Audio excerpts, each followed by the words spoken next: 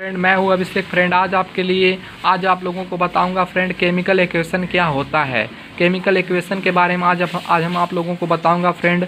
So let's begin the video. जैसे आप देखते हैं कि रासायनिक समीकरण हेडिंग है और केमिकल इक्वेशन आप लोगों को लाल पेन के माध्यम से लिखा गया है। यहाँ पर आप देखते हैं किसी भी रासायनिक अपक्रिया को उसमें भाग लेने वाले पदार्थों प्रतिक्रिया कारक एवं उत्पाद के प्रतीकों तथा सूत्रों के माध्यम से संक्षिप्त प्रदर्शन रासायनिक समीकरण कहलाता है। रासायनिक अपक्रिया में प्रयुक्त पदार्थ अभिकारक या क्रियाकारक तथा उत्पन्न होने वाले पदार्थ प्रोडक्ट्स कहलाते हैं। उदाहरण देख सकते हैं आप, मेथेन का वायु के अधिक में दहन करने पर फ्रेंड हम लोगों को प्राप्त होता है कार्बन डाइऑक्साइड और जल प्राप्त होता है। इस अपक्रिया को हम शुद्ध संकेतांक के रूप में लिख सकते हैं। जैसे आप देखते हैं मेथेन है, CH4 है और G है, गैस है। G मीन्स यहाँ पर गैस होता है और ऑक्सीजन है जो गैस है। तो इससे हम लोग तीर के द्वारा प्रदर्शित किए हैं। तीर मीन्स यहाँ पर रासायनिक समीकरण का चिन्ह है।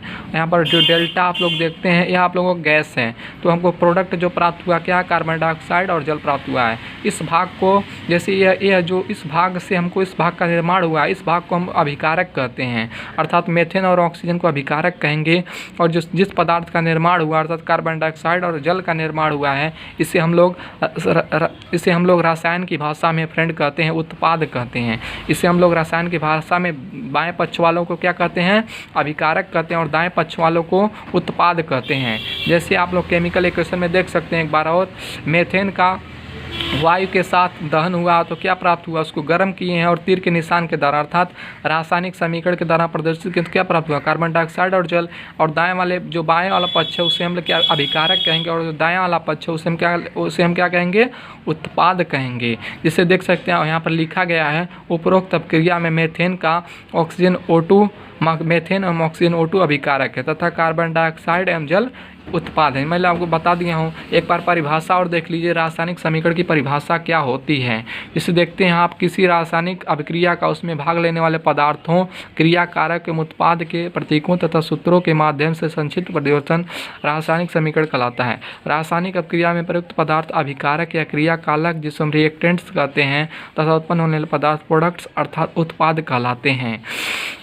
यहाँ पर एक बार और देख सकते हैं सो दैट आप लोगों का अध्ययन आसानी से इजीली याद हो जाए, इसलिए मैं आप लोगों को मेमोराइज कराना चाहता हूँ। यहाँ पर देख ले, उदाहरण के तौर पर मेथेन का वायु के अधिक में दहन करने पर कार्बन डाइऑक्साइड तथा जल बनते हैं। इस अपक्रिया को रासायनिक समीकरण के द्वारा निम्न प्रकार व्यक्त किया जाता है। जैसे आप देखते हैं कि मेथेन जो है ऑक्सीजन के साथ रिएक्शन कर रहा है। यह तीर का निशान रासायनिक समीकरण का चिन्ह है। इसे हम लोग गर्म करेंगे। जो गर्म का चिन्ह यहाँ पर दर्शाया गया है डेल्टा, तो कार्बन डाइऑक्साइड प्राप्त हुआ और जल प्राप्त हुआ है। जो उपरोक्त अपक्रिया में मेथेन एवं जो ऑक्सीजन क्या अभिकारक है तथा कार्बन डाइऑक्साइड एवं जल क्या उत्पाद हैं। अब फ्रेंड यहाँ पर बात आती है कि रासायनिक समीकरण लिखने की विधि क्या होती है। यह परीक्षा के दृष्टि से इंपॉर्टेंट नहीं होती, बट आप लोगों को जानना होती आवश्यक है। नहीं तो रासायनिक समीकरण में आप लोगों का अध्ययन उतना रुचिपूर्ण नहीं होगा। इसलिए मैं बताना चाहता हूँ, देख लो, methods to write the chemical equation अर्थात रासायनिक समीकरण लिखने की विधि क्या है। तो यहाँ पर देखते हैं कि किसी भी रासायनिक अपक्रिया को रासायनिक समीकरण में परिवर्तित करने के लिए निम्नलिखित तथ्यों की जानकारी आवश्यक है। जैसा कि मैं आप लोगों को पहले ही बता चुका हूँ, रासायनिक समीकरण जब तभी भी लिख सकते हैं जब हमको यह प्राप्त हो। जैसे आप लोग देखते हैं, उदाहरण के तौर पर मैंने डिटेल में पहले हिंदी लैंग्वेज को लिखा है। मेथेन का वायु के अधिक में दहन करने पर कार्बन डाइऑक्साइड हम जल बनते हैं। इस अपक्रिया को रासायनिक समीकरण के द्वारा निम्न प्रकार व्यक्त किया जाता है। आप देख सकते हैं रिएक्शन किस रूप में व्यक्त हैं और कैसे मैंने डेफिनेशन को राइट किया है। तो उसी प्रकार आप इसका स्क्रीनशॉट भी ले सकते हैं और आसानी से देखिए कितने सूक्ष्म शब्दों में लिखा गया है और आसानी से आप लोग ग्रहण कर सकते हैं। इसे देख लीजिए फ्रेंड, इसका स्क्रीनशॉट ले सकते हैं। कितना अच्छा से डेफिनेशन मैंने बताया आप लोगों को। यदि प्रॉब्लम है तो आप कमेंट बॉक्स में कमेंट कर सकते हैं। यहाँ पर मैं देखता हूँ कि इसीलिए मैंने कहा हूँ कि निम्नलिखित तथ्यों की जानकारी आवश्यक है। जब रासायनिक समीकरण को हम तभी लिख सकते हैं, रासायनिक अपक्रिया को हम तभी लिख सकते हैं जब रासायनिक समीकरण में परिवर्तित करने के लिए निम्नलिखित तथ्यों की जानकारी होना आवश्यक होता है। जैसे मैंने आप बताना चाहता हूँ, पहला पॉइंट में है, अपक्रिया में भाग लेने वाले सभी क्रियाकारक तथा उत्पादों के गुणसूत्र, अणुसूत्र या प्रतीक ज्ञात होने चाहिए।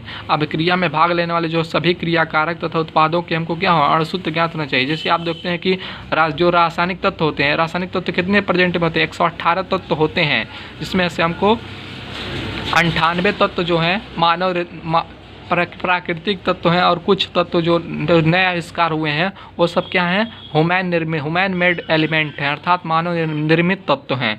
तो उसी प्रकार उन सभी का एक संकेतांक होता है। तो उस संकेतांक के विषय में मैं किसी वीडियो में बताऊंगा आप लोगों को।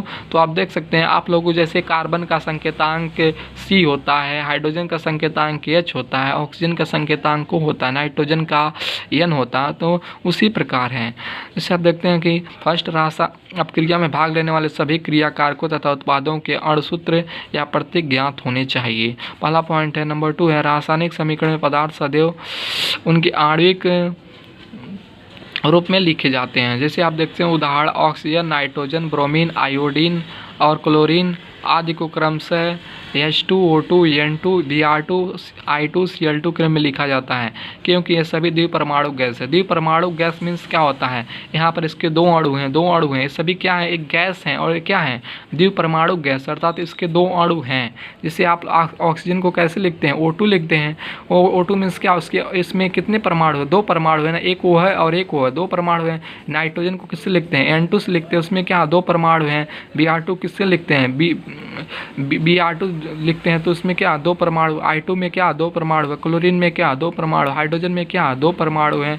तो उसी प्रकार कहा है इसने, रासायनिक समीकरण में पदार्थ सदैव उनके आणविक रूप में लिखे जाते हैं। जैसे hydrogen, oxygen, nitrogen, bromine, iodine, chlorine आदि को क्रमशः H2O2 N2 Br2 I2 Cl2 के रूप में लिखा जाता है, क्योंकि ये सभी द्विपरमाणु गैस है। नंबर 3 फ्रेंड आप देख लीजिए, एक परमाणु तत्वों को रासायनिक समीकरण में उनके प्रतीकों संकेत द्वारा दर्शाया जाता है। उदाहरण के देखिए, sodium, potassium, magnesium, zinc, iron, copper आदि को क्रमशः Na, K, Mg, Zn, Fe, Cu के द्वारा प्रदर्शित किया जाता है। ये सब क्या है, एक परमाणु हैं। इनको रासायनिक समीकरण में उनके प्रतीकों द्वारा ही दर्शाया जाता है। जिससे ये सब एक परमाणु है, अर्थात Na में कितने परमाणु, एक ही परमाणु है, जिसको सोडियम कहते हैं।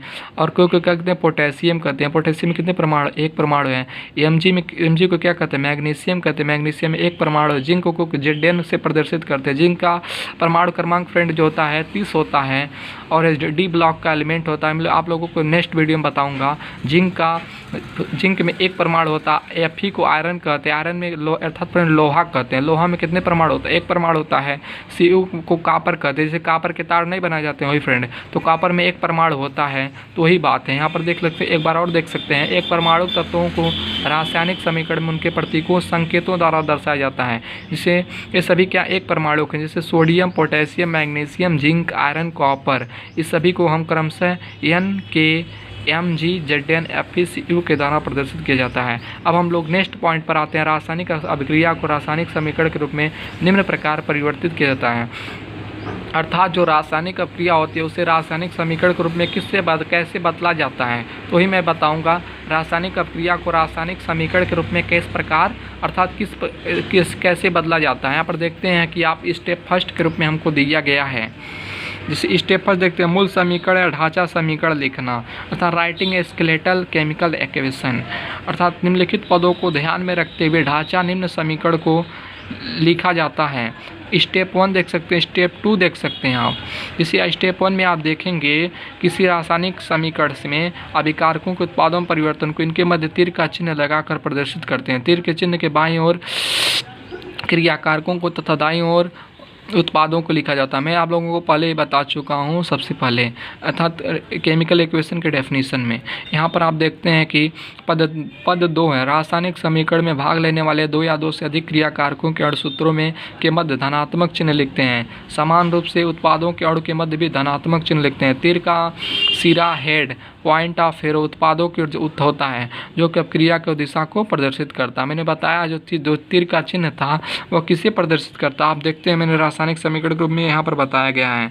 आप यहाँ पर मैंने बताया है तीर का चिन्ह किसे रिप्रेजेंट करता है, रासायनिक अभिक्रिया को रिप्रेजेंट करता है। तीर की दिशा अर्थात उत्पादों की ओर होता है हमेशा, और जो बायां पक्ष होता है उसे हम क्या कहते हैं, अभिकारक कहते हैं, और जो दायां पक्ष होता है उसे उत्पाद कहते हैं। और डेल्टा का चिन्ह जो गर्म करने का चिन्ह है, और जो तीर का चिन्ह क्या रासायनिक अभिक्रिया को रिप्रेजेंट करता है। तो रासायनिक अपक्रिया की दिशा किधर है, उत्पादों की ओर है ना फ्रेंड। जैसे आप लोग यहाँ पर देख सकते हैं रासायनिक अपक्रिया की दिशा किधर है, उत्पादों की ओर की दिशा है ना, इसलिए मैंने कहा यह रासायनिक समीकरण को प्रदर्शित करता है। इसकी दिशा किधर है, उत्पादों की ओर है। जो बनने वाला उत्पाद है कार्बन डाइऑक्साइड और जल है, तो इसकी दिशा किधर होगी, उत्पादों की ओर ना। वही बात है यहाँ पर फ्रेंड, सेम पॉइंट है, कोई एक्स्ट्रा पॉइंट नहीं है। जैसे आप लिखते हैं कि यहाँ पर 2 कंप्लीट हो गया। नेक्स्ट हम लोग उदाहरण के देखते हैं। जिंक की हाइड्रोजन क्लोराइड से अपक्रिया के फलस्वरूप जिंक क्लोराइड तथा हाइड्रोजन से के निर्माण को निम्न प्रकार से प्रदर्शित किया जाता है, जिससे आप लोग यहाँ पर केमिकल इक्वेशन के रूप में देख सकते हैं।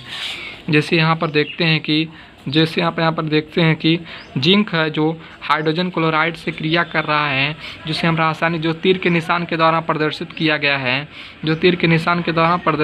है, जिंक है और हाइड्रोजन क्लोराइड से क्रिया कर रहा है, जो तीर के निशान के द्वारा प्रदर्शित किया है। जिंक क्या एक परमाणु है, HCl क्या एक गैस है, तो जिंक किससे रिएक्शन कर रहा है, हाइड्रोजन क्लोराइड से रिएक्शन कर रहा, तो उत्पाद क्या हो रहा है, जिंक क्लोराइड हो रहा और हाइड्रोजन हो रहा। इससे हम लोग अभिकारक कहते हैं और इसे हम लोग उत्पाद कहते हैं। यह बनने वाला जो बनने वाला पदार्थ होता है उससे क्या कहते हैं, उत्पाद कहते हैं। यह तीर का निशान है, किससे प्रदर्शित करता है, रासायनिक समीकरणों को प्रदर्शित करता है, जिसकी दिशा क्या होती है, उत्पाद की ओर होती है। और फ्रेंड स्टेप 3 देखा जा रहा था, पद 3 देखा जाए। पद 3 में क्या कहता है, तो देखो यदि अपक्रिया उत्क्रमणी है अर्थात बाईं तथा दाईं दोनों दिशाओं में होती है, तो दोनों दिशाओं को अर्ध शीर्ष वाले तीर के चिन्ह द्वारा प्रदर्शित करते हैं। जैसे आप डबल चिन्ह देखते हैं रिएक्शन का, एक उत्पाद की ओर है तो एक अभिकारक की ओर है। इसी अपक्रिया को हम लोग क्या कहते हैं, उत्क्रमणी कहते हैं, अर्थात रिवर्सिबल रिएक्शन है। हाँ सर जी, क्या है, रिवर्सिबल रिएक्शन है। उदाहरण के तौर पर देख सकते हैं कि आप नाइट्रोजन और किससे रिएक्शन कर रहा है, हाइड्रोजन से रिएक्शन कर रहा है। यहाँ पर एक चिन्ह उत्पाद की ओर है, एक चिन्ह अभिकारक की ओर है, तो इसे इस अपक्रिया का क्या कहेंगे, उत्क्रमणी अपक्रिया कहेंगे। और बनने वाला उत्पाद क्या, अमोनिया गैस है, अर्थात जिसको NH3 कहते हैं। तो नाइट्रोजन और हाइड्रोजन क्रिया करेंगे तो क्या होगा, अमोनिया गैस निर्मित होगा ना, वही बात। इस प्रकार प्राप्त रासायनिक समीकरणों स्केलेटल इक्वेशन कहलाती है। इनमें दाईं ओर लिखे विभिन्न तत्वों के परमाणुओं की संख्या उनके बाएं ओर लिखी संख्या के समान हो भी सकती है और नहीं भी। अब स्टेप 2 आप लोग देखते होंगे, संतुलित रासायनिक समीकरण लिखना, writing a balanced chemical equation. इसको फ्रेंड हम आप लोगों को नेक्स्ट वीडियो में बताऊंगा डिटेल से। Thank you friend so much, subscribe my channel, thank you.